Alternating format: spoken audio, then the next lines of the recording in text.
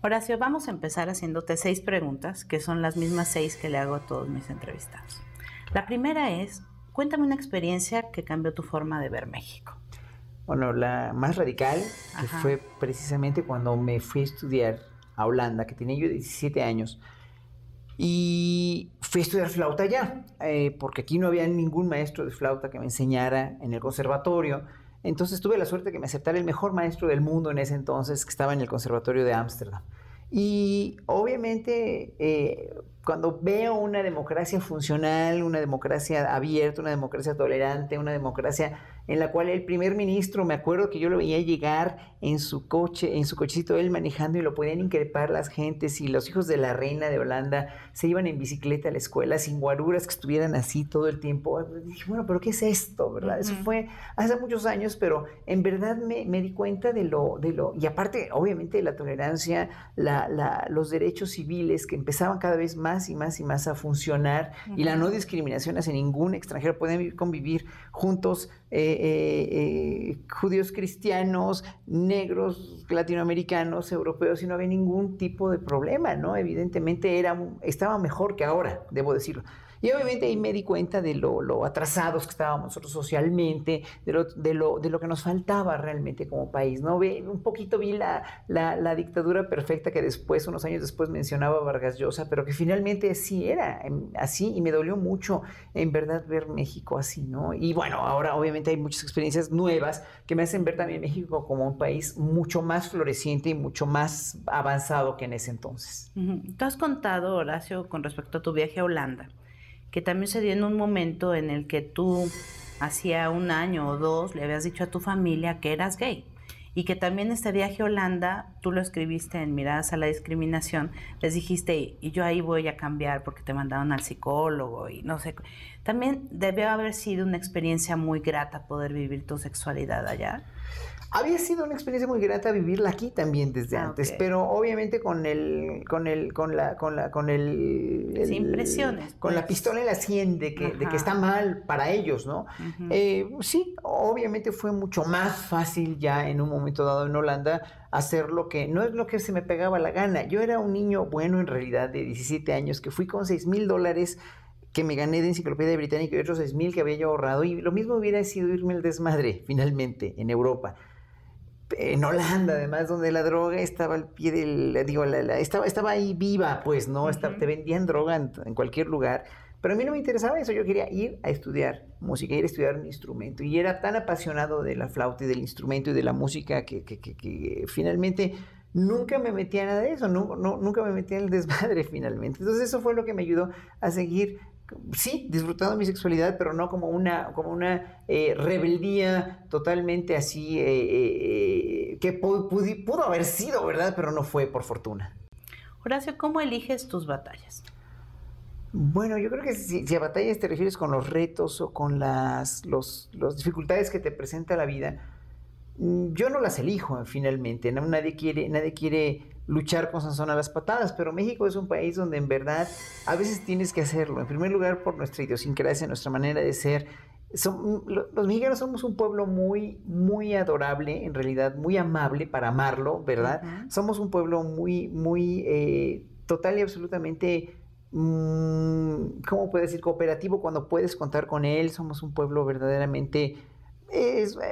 me desbordaría de elogios, pero somos un pueblo enormemente indisciplinado e irreflexivo también. Entonces a veces eso hace que todo te cueste más trabajo en este país, que todo finalmente no se dé como se tiene que dar por la planeación. Eso nos hace evidentemente tener una gran capacidad de improvisación. Entonces, para mí, por ejemplo, el hecho de escoger una batalla así es precisamente luchar contra toda esa corriente que está ahí por la indisciplina o por la falta de planeación de este país, porque sí somos muy dados a no planear las cosas a largo plazo, pero eso me hace finalmente casi que ser un guerrero en ese sentido, porque estoy todo el tiempo tratando finalmente de vencer obstáculos que se dan por sí mismos, ¿no? Cuando llegas a una sala de conciertos, por ejemplo, y no están preparados como tienen que estar preparados, o la sonorización no funciona, o el aforo no es suficiente para toda la gente que va a llegar, o lo que fuera, por ejemplo, ¿no? O cuando en un momento dado puede pasar que en un momento dado se estropea algún instrumento musical y no hay quien lo repare, por ejemplo.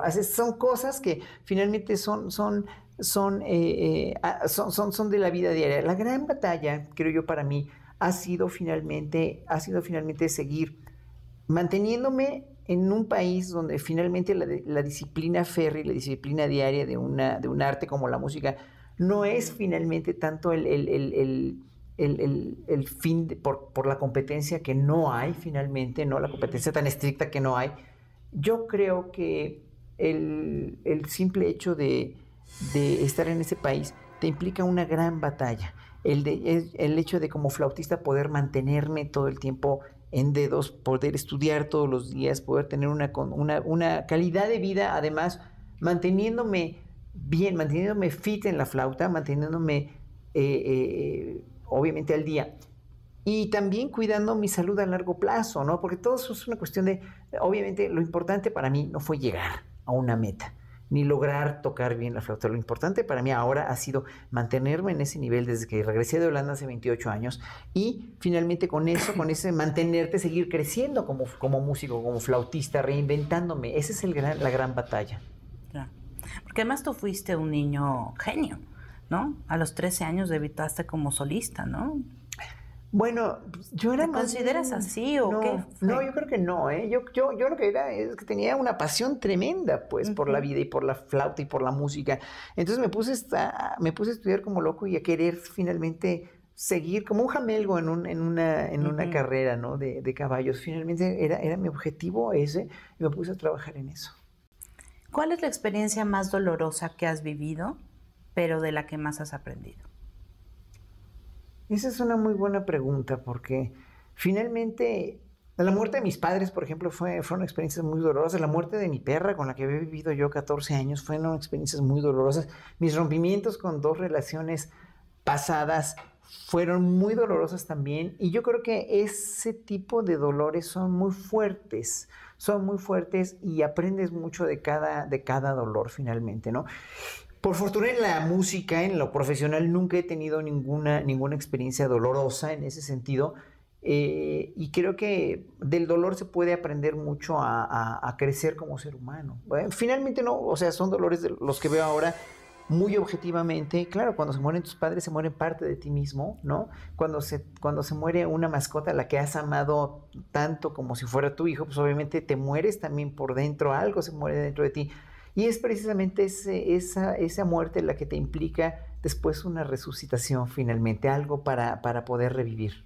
¿Qué harías si supieras por un momento o por un determinado tiempo o para un proyecto que te va a ser otorgado el don de no fallar? Puedes hacer lo que se te dé tu gana. ¿Qué decidirías hacer? Yo si tuviera ese don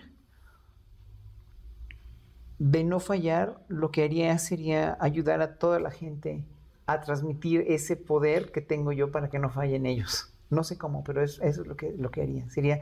Trataría de envolver este mundo un mundo perfecto e infalible. Si solo pudieras resolver un problema y quisieras resolverlo, ¿cuál sería y por qué decidirías resolver ese problema? Yo creo que sí, ese problema sí lo veo cada vez peor, que es el de la sobrepoblación que hay en este mundo, la sobrepoblación y la falta de oportunidades para la gente, que se traduce finalmente en más bien la pésima repartición de la riqueza que hay en este mundo. Si yo pudiera solucionar ese problema, cada vez hay millonarios con más millones y cada vez hay más millones de personas con muchas más necesidades y carencias, yo resolvería inmediatamente eso. Si fuera yo, si tuviera una varita mágica, resolvería, que todo el mundo tenga más o menos lo mismo y que la gente que tenga más no tenga tanto más que la gente que tiene menos, porque esto se está convirtiendo, en verdad, está convirtiéndose en un polvorín. O sea, no puede ser que haya millonarios tan millonarios que finalmente cada vez se enriquezcan más y tengan también, mientras más dinero tienen, es finalmente en verdad, yo siempre he sostenido que el Dios más grande del ser humano es el dinero que te da el poder y el poder que te da el dinero. Y mientras no se elimine ese poder de la mente de esta gente, nunca va a poder haber una repartición justa de la riqueza. Por explosión demográfica, si tú quieres, por sobrepoblación o más bien por cuestiones alimentarias, si tú quieres, por cuestiones financieras, si tú quieres, de equilibrios financieros. Pero eso no importa. Finalmente, lo último que importa ahí es el ser humano como tal, el desarrollo del ser humano como un ser libre, humanista, tolerante, abierto, educado, informado, etcétera, etcétera. Yo cambiaría eso. Finalmente, si tuvieras un gran borrador que pudiera borrar acontecimientos históricos de la humanidad, ¿qué borrarías del mundo y qué de México? Bueno, yo primero borraría el primer evento que borraría, que no es el único, pero el primero que me viene a la mente obviamente es el Holocausto, ¿no? La cuestión de la matanza sistemática y la enfermedad que contagió la mentalidad de Hitler y de todos sus secuaces al pueblo alemán. Yo lo borraría de la faz de la tierra, pero bueno, hay otros que borraría también, como el 11 de septiembre, pero en fin, hay muchos acontecimientos históricos que son trágicos y muchos holocaustos, aparte del judío, hay muchos más holocaustos. Claro, genocidios. Genocidios, etcétera, etcétera, pero el más que se me viene a la mente es ese, y otro que borraría inmediatamente México. Pues mira, matanzas como la de Acteal, las borraría inmediatamente. ¿Sabes qué borraría de México? Curiosamente, la conquista. Yo creo que, sí, yo siempre fantaseo mucho de cómo sería el pueblo mexicano, cómo seríamos los aztecas y los mayas y todos los pueblos maravillosos que viven aquí, si no hubiera venido los españoles aquí a enseñarnos su idioma, su religión, su cultura, y haber querido borrarnos de la faz de la tierra, que no pudieron porque éramos muchos, ¿no? Y parió la abuela, además, ¿no? La Malinche. La Malinche. Entonces, finalmente, creo que sí borraría la conquista de México, porque hubiéramos aprendido de otra manera las costumbres europeas y seríamos, me imagino y fantaseo que seríamos un pueblo como el japonés, más o menos, o muy parecido a los chinos o japoneses o los asiáticos, de donde venimos finalmente. Cada que voy a Asia me doy cuenta que se parecen mucho a nosotros, a los indígenas, los orientales, en su cosmogonía y en su manera de ser. Digo, son los que cruzaron el estrecho de Bering, ¿no? Los indígenas mexicanos, y son maravillosos en muchos sentidos si no los entendemos, porque obviamente a veces se nos hace muy raro también los chinos y los asiáticos. Dicen, ¿estos qué, verdad? ¿Cómo comen o qué hacen? En fin, yo creo que seríamos como ellos. Gracias. Gracias.